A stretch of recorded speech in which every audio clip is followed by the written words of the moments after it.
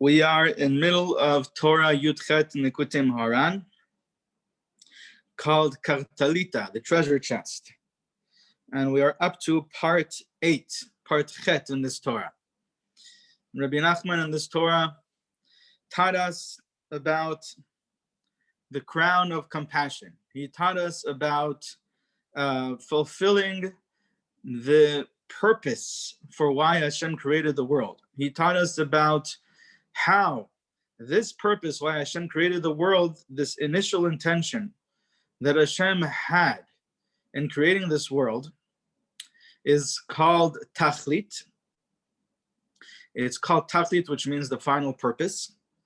And it's the purpose of all purposes, Rabbi Nachman says. That means that every purpose throughout all of history, throughout the whole universe, for every detail in the universe, all has another purpose. It's all leading to a final purpose, and all a great purpose that includes all purposes. And it's the end goal of everything. And that's the Techeilet HaKol, and that's the world to come. The experience of Hashem that we will experience and enjoy in the world to come for all of eternity. What's called Sha'ashua Olam Haba. And Rabbi Nachman taught us how this is synonymous. This is very similar or synonymous. It's the same thing as the word Techeilet. Techeilet and Techeilet. Techeilet is the blue wool that we have in the tzitzit. And I would say that the difference is that the Techeilet, the way we spoke about it in yesterday's shir, is the blue wool, or the color blue, is the final purpose as it appears in the initial intention. Meaning that the example that Rabbi Nachman gave us at the beginning of this Torah, when someone wants to build a house, and so in their mind, they visualize in the initial intention, in that place called Keter, they visualize how the house is going to look. What's the end game? What's the end result? What's the purpose of all this? And that's clear in their intention. And then they go ahead and they start the process of building the house. And at every point in that process of building the house, what appears in the outside reality, in the physical world, is not yet matching what appeared in the intention of this person that he had, the final goal, until that house is completed. And he's sitting in the house, enjoying the safety, the security of having a roof upon his head, and the place, a dwelling place for him, for his family, for his children, and he's sitting around and enjoying that. And then he realizes, oh my goodness, this is exactly the fulfillment. This is what I had in my initial intention. So I would say that when he's actually sitting in the house, the built house, with his wife and children around, enjoying the security that you feel when you have a house, when you have a roof upon your head, and you have a dwelling place, a comfortable place for your wife, for your children, for you. I would say that is called Techeilet. Okay, that's called the final purpose in actuality, it completely manifested. And when that was imagined in his initial intention, that Techeilet is called Techeilet. That's the difference that I would make. I would say that at that point, when it wasn't in his initial intention, it's called Techeilet. It's called the blue. And why is it called blue? Like we saw yesterday, that blue is the color that combines white and black. Black is the color that represents Malchut, which is the complete manifestation, complete action, the action of action, or the final purpose of the action, the completion of action, is black. And white is, as we saw yesterday, representing Loven Ha'elyon in the Zohar, the transcendent whiteness of the Keter. It's the aspect of Keter, and that's the initial intention. Sometimes a person is not even aware of this point. Sometimes it's just beyond awareness even. Okay, and so that in that place, that's called white. And when the black is impressed upon, what does it mean the black is impressed upon the white? It means that the purpose, the final purpose, the goal, the end result is visualized and imagined in the initial intention, in that place of transcendent whiteness. So it's impressed upon that place, right? Within that place, within that state of consciousness, it's impressed in that place. Then the impression of the black within the white, within that initial intention, is the color of blue. And we said that that's how, Rabbi Nachman compared it to when the Sofer, the scribe, writes the letters of the Torah on the white parchment, the black letters on the white parchment. And when he writes it, the way that you complete a letter, the way you perfect the letter, the way that that letter is really formed is by impressing that quill, impressing the ink, pressing it into the parchment. And that's how you move the ink and form the letter. And so that is the point of Techeilet. That's the point of blue, where the black is combined with the white of the parchment. And that is also what we spoke about. That's called the wife of Rabbi Chanina ben Dosa. Rabbi Nachman calls it in this Torah. The Rabbi Chanina ben Dosa is Emunah, and the wife of Rabbi Chanina ben Dosa are the letters of Malchut, the letters of the Torah, which are the building blocks of reality, the 22 letters, which are the building blocks of reality, which are completed, perfected through the Malchut, through the Emunah, through Rabbi Chanina ben Dosa. The Emunah, we said, is the soul of the Malchut. It's kind of like the protection of the Malchut. It's kind of like what guides the reality to its perfected form. So the Emunah is in itself really that initial intention, that Techeilet, that Tachlit. It's the world to come. The Emunah is the aspect of Shabbat. It's the experiencing Hashem in that direct way, which is the eternal bliss of the world to come. And that's the completion of the reality. That's what perfects reality, because that's the purpose of reality. And so that's Rabbi Chanina ben Dosa that completes and perfects his wife, Eshet Rabbi Chanina ben Dosa. She's perfected the letters of the Torah, the letters of the Torah. We said Eshet is Avanim Shlemot Tivne, complete stones you should build it with complete stones you should build the Mizbeach. And the completion of those stones, the perfection of those building blocks of reality, is the Emunah, as Rabbi Chanina ben Dosa. And in this Torah, Rabbi Nachman also taught us about how this Emunah is what protects the letters of reality, the control of reality, the ability to control reality, which is what Malchut is all about. Leadership is all about that. Authority, absolute authority, means authority over reality itself. And there's this Emunah that protects it, that it doesn't fall into the wrong hands. Who is the wrong hands in the story that Rabbi Nachman brings us? It's the diver, the Baramurai, who has his Emunah, his belief and trust in Hashem is lacking. He could be that he believes in Hashem, but he also believes in other things. And because he believes in other things as well, that they also have a say, that they also have a place in reality, they have an existence separate from Hashem. So that belief in separateness, in a separate existence aside from Hashem, in a separate energy aside from Hashem, in something that would work, something that would help, something that would have any influence in reality aside from Hashem, that is lack in Emunah and Bitachon in Hashem. And that person, therefore, is unworthy of the crown of authority, of power, of Malchut, of leadership. They are unworthy to have control over reality. And this Emunah comes and protects that power of authority from falling into the hands of such a person. How? By severing the communication and the relationship of this person with wisdom, with divine wisdom. Because we said that the power to control reality is rooted in wisdom, in Chacham.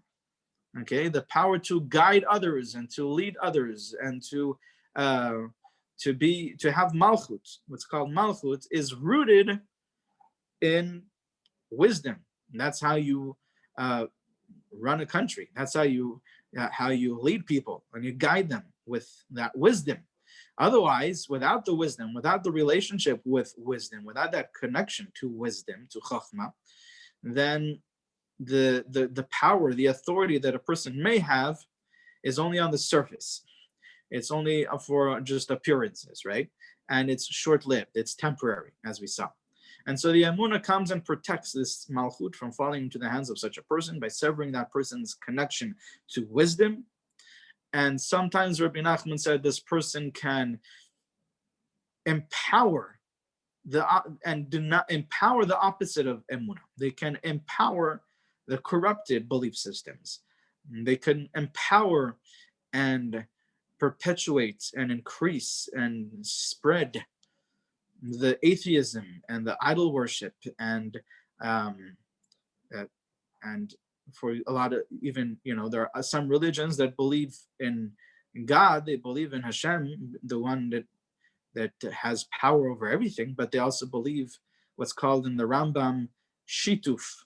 They believe that there is also other powers.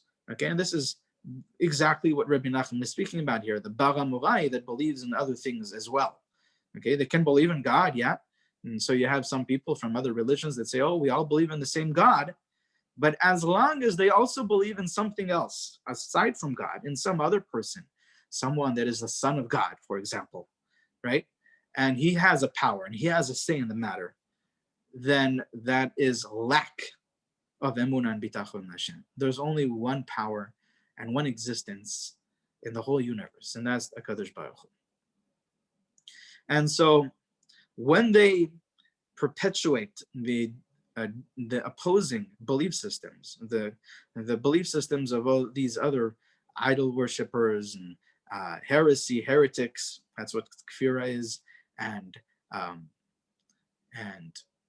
kfir, we said kfira, idol worshippers, atheism, when they empower those belief systems and they spread it and they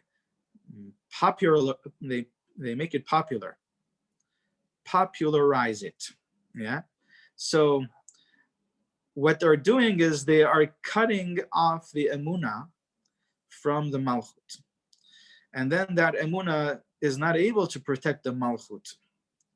It's not able to protect the power of authority from falling into those unworthy hands, unfortunately. And that's what all Galut is all about. That's the definition of exile, is when these opposing belief systems have been spread out throughout the world so terribly, so powerfully, so wildly popular throughout the world, right? There's some other religions that a couple hundred, 1,000 years ago, they were nothing. And they just increased the popularity.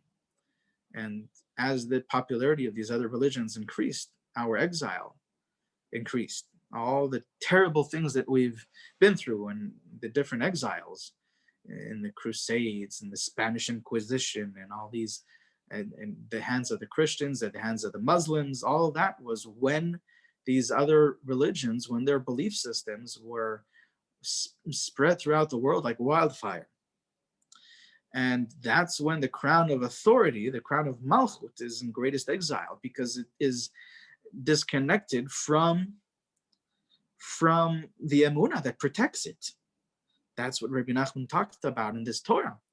But Rabbi Nachman then he consoled us. He gave us some nechama, and he told us, but at the end of the day, even when it has fallen into the wrong hands, and like he brings the example of Nebuchadnezzar that destroyed the Beit HaMikdash, even when it has fallen into the wrong hands, like Hananiah, Mishael, and Azariah told him that his power over us may be, whatever it is, it's only on the surface. It may be that he has the power to force us to pay taxes. He may even have power over our bodies, but our souls are never under their power. And that's why throughout history, millions and millions and millions hundreds of thousands and millions of Jews throughout history, even the simplest Jews, they didn't know much more than the Aleph Bet, okay? When they were given the ultimatum, either give up their faith, give up their soul, or die, either give up their faith to other religions and accept another religion, another belief system that is opposing the Torah, or die, they all agreed to die. Okay, they all agree, and not in a simple death, not in an easy death, right? In being burnt at the stake, and much more terrible things.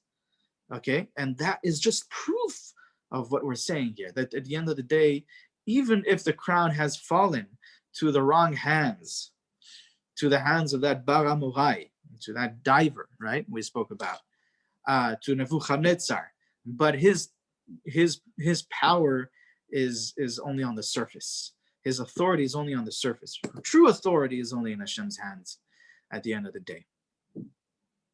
And so this is a very, very powerful Torah that explains to us all of history, everything, the secret of Malchut, the secret of exile, Galut, and the secret of Geula. It speaks about the world to come. And it all points to what's the formula of bringing us from the state of Galut, of exile, to a state of Geula, to a state of the world to come, to a state of that Shua Olam Haba, the infinite pleasure, that bliss that we will experience, the infinite bliss, because there's always another level of bliss, and deeper bliss, and greater pleasure, and greater pleasantness of experiencing the infinite one for all of eternity. How do we get there? How do we make that transformation happen? Rabbi Nachman says it's by sweetening anger energy with compassion energy. When you sweeten the energy of anger, and you don't allow it to flame up, right? You don't allow the anger within a person to be expressed. You don't allow it to get out. It's what's called state control. Some people, they call it controlling your state, but I don't like that word, because it's not just when you try to control the state, then usually the state that you're trying to control will just persist a little bit more. It's impossible to control a state by intending to control it. The only way that you actually have control on the state is by allowing it to be and shifting your awareness to the rectification of that state. And so instead of trying to push away the anger, what you do is you welcome it, you allow it to be, you have the space for it. And that itself, that opening up, is already a different state. Anger energy is a resistant energy. You're resisting the circumstance that you're in. You're resisting that person that wronged you, that harmed you. Okay, so anger energy is a resistant energy. Opening up inside and allowing that energy to be, creating the space for it, is already the first step of shifting your awareness to a different state.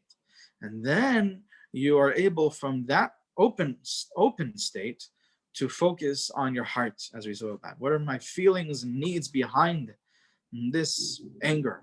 Okay, which needs are not being met right now that are causing this feeling?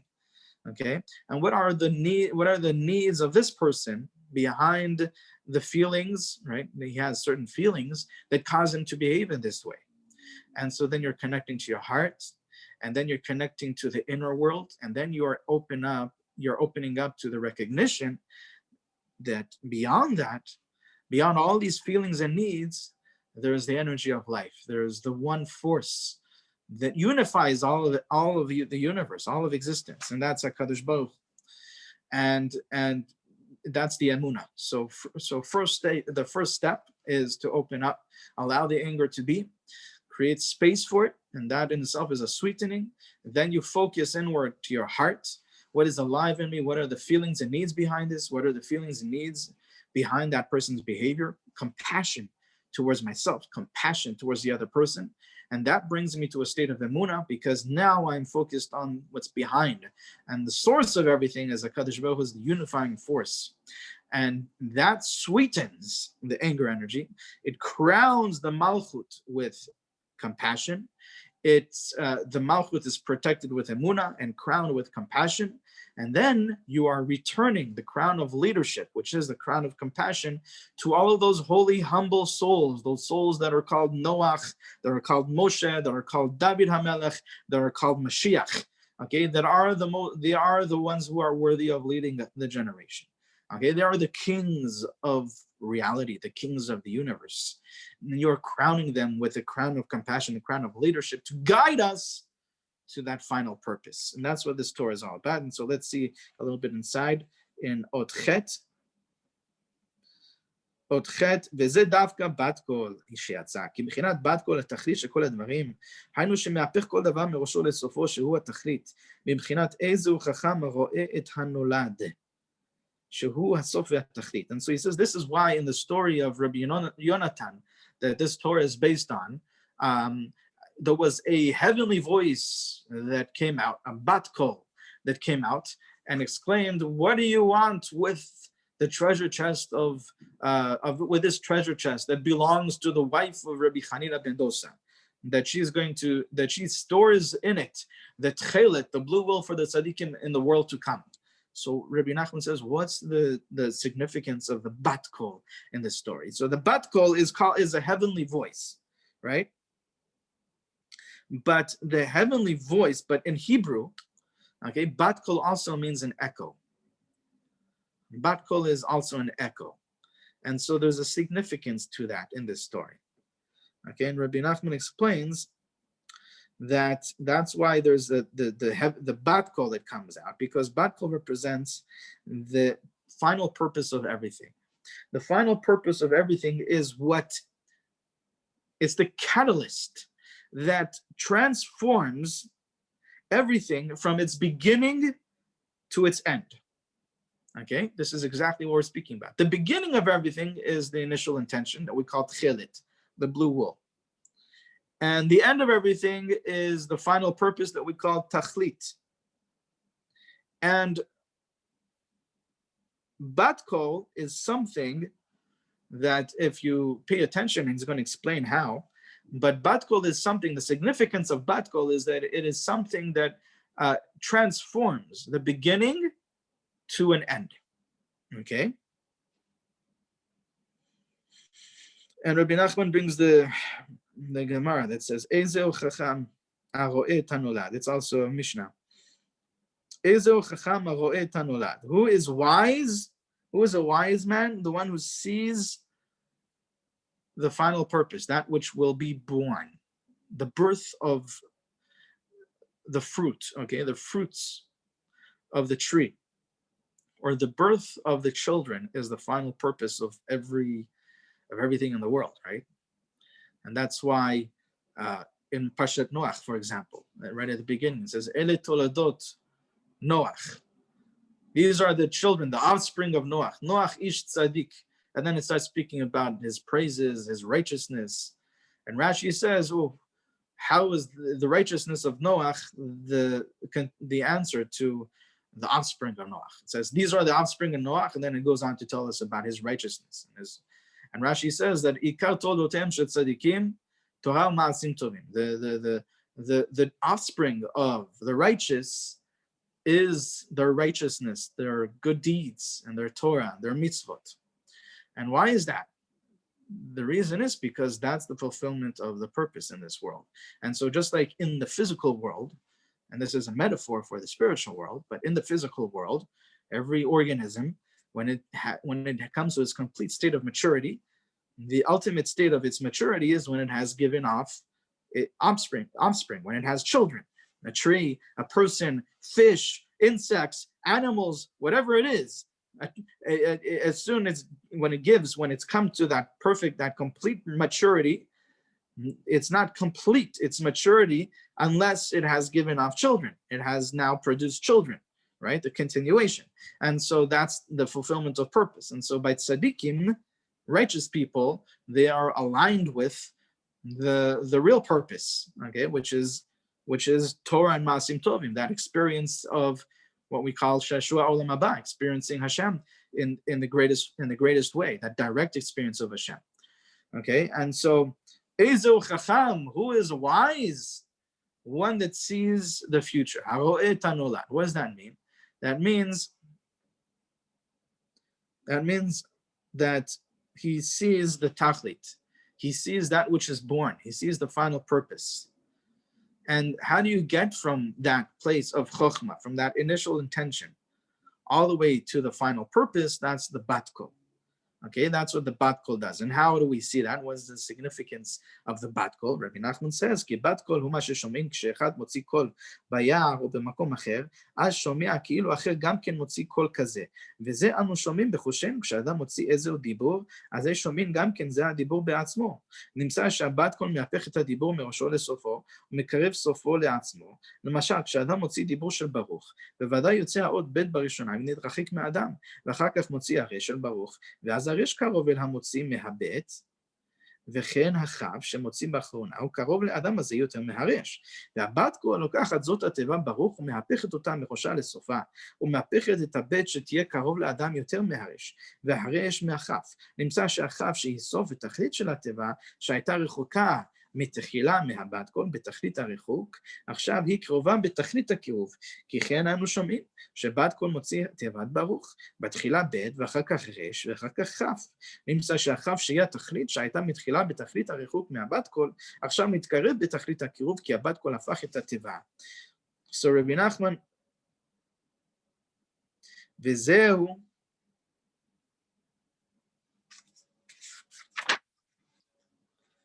שנפק ברת קלה. בטקול דווקא הודיע את זאת. מה יתלכו בהדה קרטליתא דאיתתא דרבי חנינא בן דוסא לעתידא לשדיא בתחילתא לצדיקאי לעלמא דעתי. עד כאן לשון רבינו זיכרונו לברכה. So Rabbi Nachman explains that the significance of the batkol is that it transforms what the beginning to the end, meaning what was in the beginning becomes the end. Okay?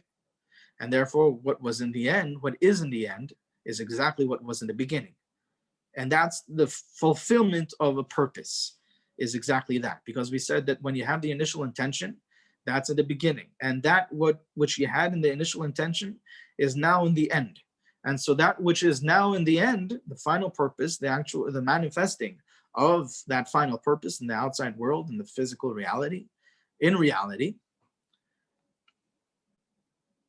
is the beginning, meaning that is the complete perfection of that beginning. Okay, so how does that fit into a batkol? So Rabbi Nachman says that a batkol, an echo, when you speak, let's say he gives us the example of the word baruch. Baruch has 3 parts to it. 3 syllables, not 3 syllables, 2 syllables, but 3 letters that are heard. Bet, Reish, and Chaf. Baruch. The vowels are not included. And when you say the word Baruch in a place where there is an echo, so the first letter that you are pronouncing is Bet, and then that leaves your lips, B. And then you pronounce the sound Reish, Baruch, and that leaves your lips. And so the bet is far from me already. And what's closest to my lips is the Reish. And then I pronounce the Chaf, Baruch. And so when I pronounce the word Baruch, the letter that is farthest from me is the bet. It's at the end. The letter that is less farther from me is the Reish. And that's in the middle. And the letter that is closest to my lips is the Chaf, because that's what I pronounced at the end. So Bet is at the end, Reish is in the middle, and Chaf is at the beginning, right? That's when you pronounce any word, that's the way it's pronounced. This also fits in a little bit to what we spoke about yesterday, how the white fire on black fire becomes the black fire on white fire, okay? This is all the same concept. And what does the batkol do? What does the echo do? It gives you to hear the word Baruch the same way that you pronounced it. So what it's doing is that now you hear an echo. You said Baruch, and you hear Baruch, Baruch, Baruch. You hear the echo of that word that you pronounced. You are hearing it the same way you pronounced it, the way you said it. And that means that when you hear the echo, Baruch, what is closest to you? The bet, because you're hearing the bet first. And then you are hearing the Reish, and then you are hearing the Chaf at the end. Even though when you said the word Baruch, it was the opposite. The bet was at the end, the Reish was in the middle, and the Chaf was closest to you. So effectively, the echo, the bat kol, has taken the word the way it was pronounced, the way it was said by you, and it's turning it around, and it's giving it back to you in the opposite way than the way it came out from your mouth. Okay, it sounds the same way it came out from your mouth, but it's being heard. It's being heard. It sounds like the same way it came out from your mouth, but it has completely bounced off. Okay, just like a mirror. And so a mirror reflects everything in the opposite way. Okay, that's the similar concept. And so the sound waves, what is being bounced off and then coming back as an echo, is completely reverting the letters, the way of the letters as they came out from your mouth.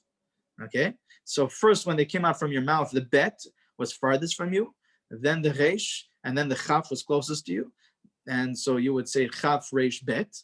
But now when you're hearing the echo, you're hearing it in the opposite way. You're hearing the bet first, even though the bet was last, and you're hearing the resh first, the resh after that, and then the chaf. And so that's the significance of the bat kol, is to completely transform the beginning to the end and the end to the beginning. And so what was at the beginning and the initial intention has now been manifested in the end, in the final action. And that's exactly what we're speaking about. So that's the Techeilet. And so every part of this at this end of the story is speaking about the Techeilet. Okay, we're speaking about the Techeilet, the blue wool, and that's the Techeilet, the purpose as it appears in the initial intention. Okay, that's the aspect of blue. And the letters of Rabbi Hanina, the wife of Rabbi Hanina, I mean, those are the letters, the building blocks of reality, which are completed. The final purpose of them, what perfects them, is the Emunah, which is Rabbi Hanina ben Dosa. And all of this is expressed by a bat kol, which is the aspect that the catalyst that brings everything from that Techeilet, from the Techeilet to the Techeilet, from that initial intention to the final, the complete manifestation of that in reality.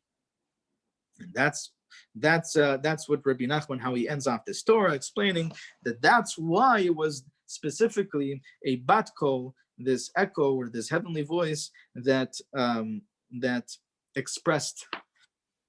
What do you have to do with the treasure chest of the wife of Rabbi Hanina ben Dosa, that she is going to store the blue wool, the Techeilet, for the tzaddikim in the world to come. And that's the end of this Torah. And then Rabbi Nachman, and then here Rabbi Natan brings like a beautiful poem,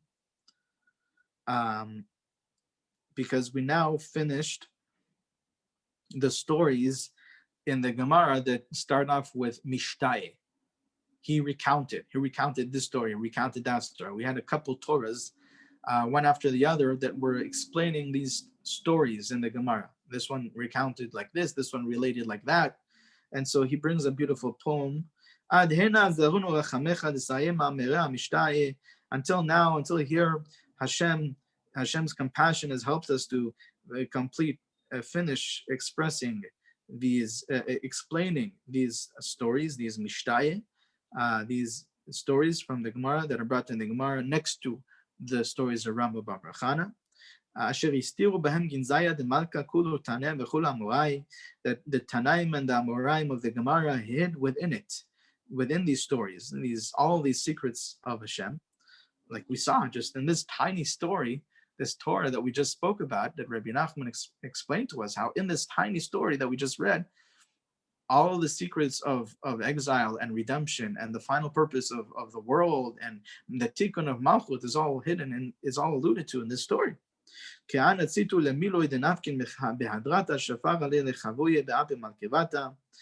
listen to these words that are being expressed so beautifully, that to show the face of the king. With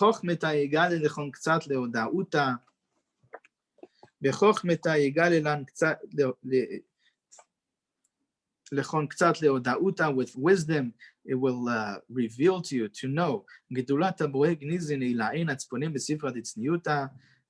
We will now reveal the tremendous secrets and greatness of Hashem that are hidden in the Sefer Ditzniuta. That's the next part in Likutei Moharan. Now is going to explain different parts of Sefer Ditzniuta, which we know, we know that the Zohar says that Sefer Ditzniuta has five chapters to it, corresponding to the Chamish Chumshei Torah, and it includes within it all the secrets of the Torah are hidden in these 5 chapters. And it says the Sefer Ditzniuta was written by Yaakov Avinu. The Zohar says, and we will learn from them the signs and the wonders and the instructions and the miracles that Hashem has done with us, the greatness that Hashem has done with us, the God of all the high heavens has done with us, to reveal to us the secrets, the advice of the Torah,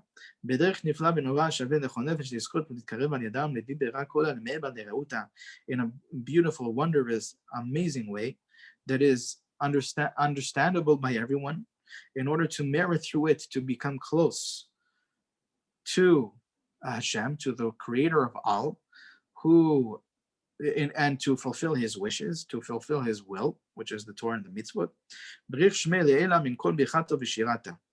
May his name be blessed, greater and more than all the blessings and than all of the praises. Okay, and that's the poem that he writes at the end of this. And then the next Torah, Torah 19, Torah Yutet, is beginning to explain Sefer Ditzniuta, and we'll see that Bezrat Hashem in the next shir.